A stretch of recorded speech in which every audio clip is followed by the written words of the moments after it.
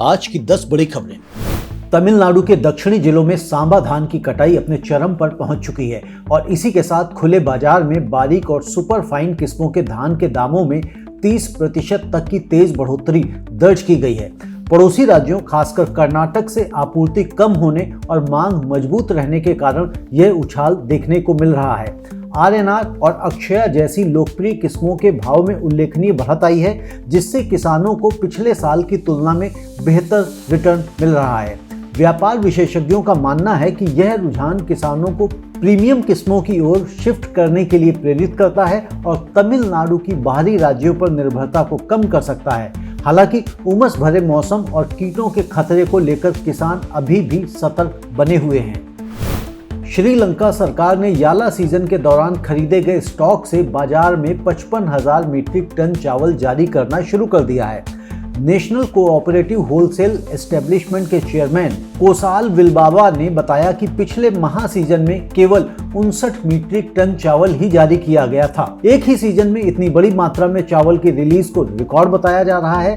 सरकार का उद्देश्य बाजार में आपूर्ति बढ़ाकर कीमतों को नियंत्रित रखना है। केरल के एडाथुआ पुलिस स्टेशन में तैनात सिविल पुलिस अधिकारी नवास वानिया पुरक्कल ने अपर कुटनाड में वायनाडन मट्टा धान की सफल खेती कर मिसाल पेश की है। उन्होंने ये खेती 50 सेंट भूमि पर प्रयोगात्मक आधार पर की।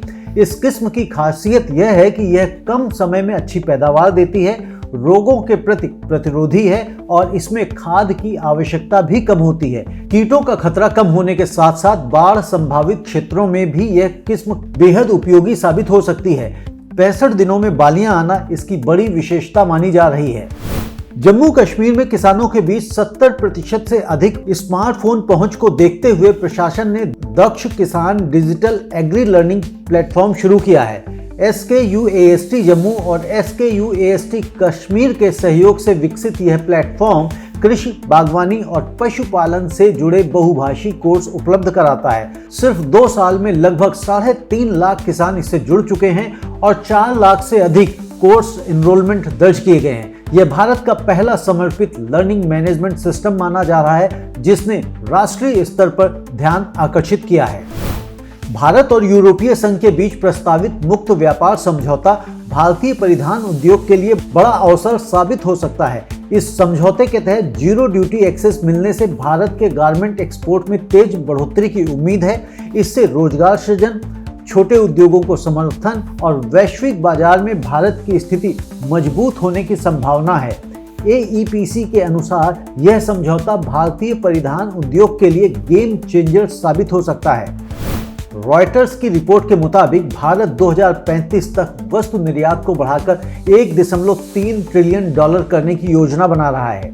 यह रणनीति बड़े सब्सिडी पैकेज की बजाय मैन्युफैक्चरिंग आधारित संरचनात्मक सुधारों पर केंद्रित होगी। सेमीकंडक्टर, मेटल्स, एनर्जी स्टोरेज और श्रम प्रधान उद्योगों सहित 15 प्रमुख सेक्टर इस योजना के दायरे में होंगे। एक नेशनल मैन्युफैक्चरिंग मिशन के जरिए राज्यों के साथ मिलकर नियमों को सरल बनाने और प्रतिस्पर्धा बढ़ाने पर फोकस रहेगा।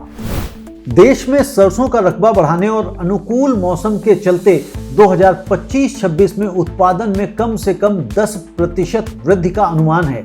इस साल सरसों का क्षेत्रफल 89.36 लाख हेक्टेयर तक पहुंच गया है। हालांकि उत्तर पश्चिम भारत में संभावित बारिश और ओलावृष्टि को लेकर चिंताएं भी बनी हुई हैं। सरकार ने 2025-26 के लिए 139 लाख टन उत्पादन का लक्ष्य तय किया है।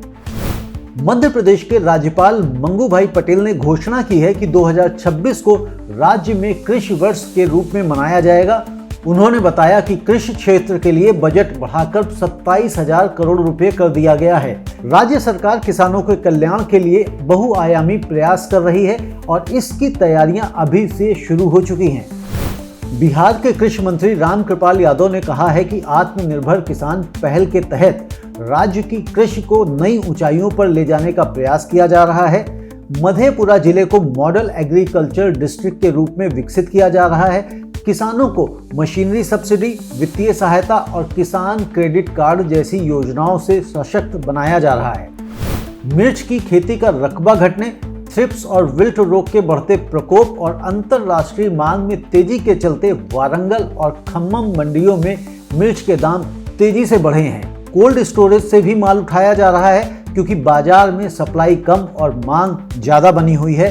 इससे किसानों को बेहतर दाम मिल रहे हैं, लेकिन उपभोक्ताओं पर असर पड़ सकता है। कृषि और व्यापार जगत से जुड़ी खबरों को देखने के लिए सब्सक्राइब करें कमोडिटी टुडे।